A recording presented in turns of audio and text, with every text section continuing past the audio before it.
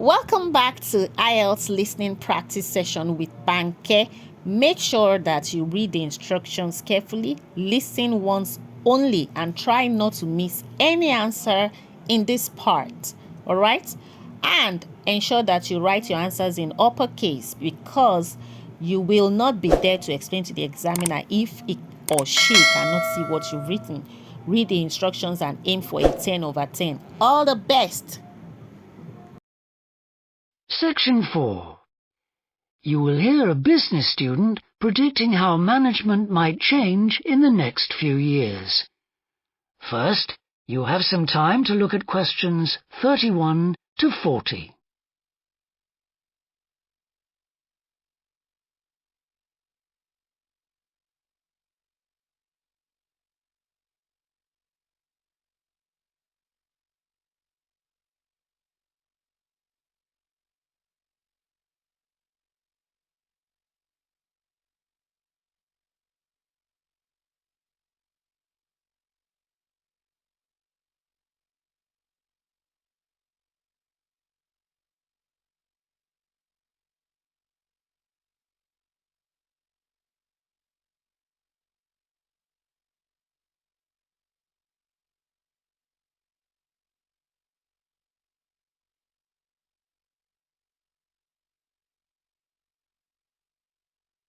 Now listen carefully and answer questions 31 to 40. Well, I've been talking to managers in a number of businesses and reading surveys about the future of management. And what I'm going to present in this seminar is a few ideas about how the activity is likely to change in the next 10 years. It isn't a scientific statistical analysis, just some ideas for us to discuss. One area I want to mention is business markets, and I'm sure a really significant development will be a major increase in competition, with companies from all around the world trying to sell similar products.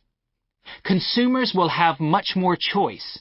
For instance, food products sold in Australia might be manufactured in the USA, China, Finland, and dozens of other countries.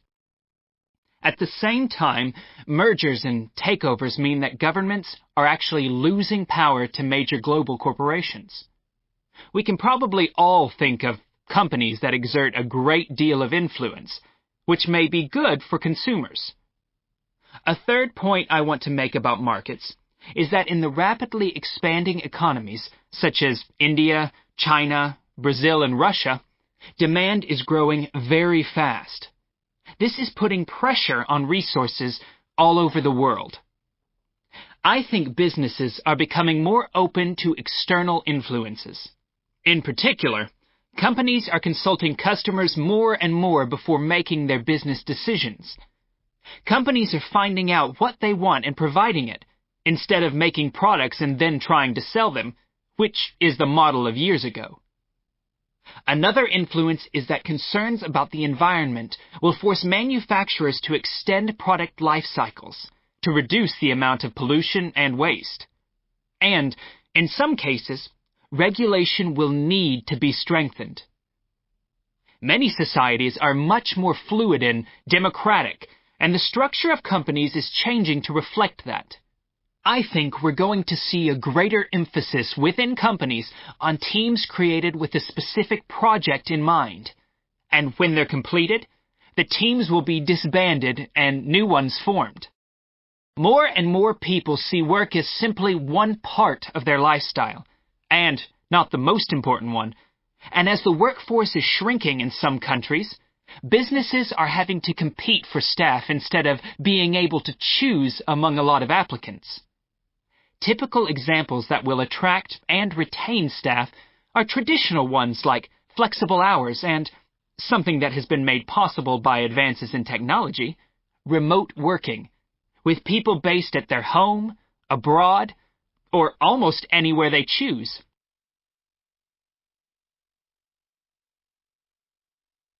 Management styles will almost certainly continue to change. Senior managers will require a lot more than the efficiency that they've always needed. Above all, they'll need great skills in leadership, so that their organization can initiate and respond to change in a fast-moving world where they face lots of competing requirements and potential conflicts. In most of the world, the senior managers of large businesses are mainly men in their 50s and 60s. The predominant style of management will almost certainly become more consultative and collaborative, caused, above all, by more women moving into senior management positions. Many of the changes are influenced by developments in the wider economy. The traditional emphasis of business was manufacturing, and of course the service sector is very important.